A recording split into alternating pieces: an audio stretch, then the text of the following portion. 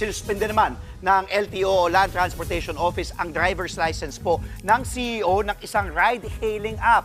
Nag-ugat po ito sa nag-viral na motorcade ng Angkas Sangga Party List sa Cainta, Rizal noong February 2 po ito. Nagdulot ito ng matinding traffic nang harangan nila ang isang intersection.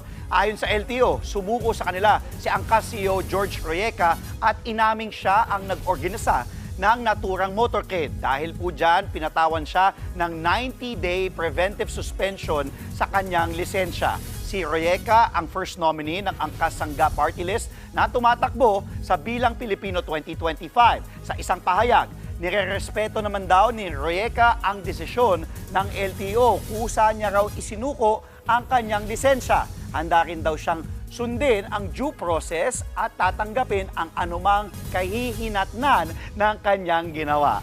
Mga kapatid, Dimples Romana po, kumpletuhin ang inyong umaga ng mga kwentong puno ng inspirasyon. Salubungin po ang bawat araw ng may ngiti at pag-asa.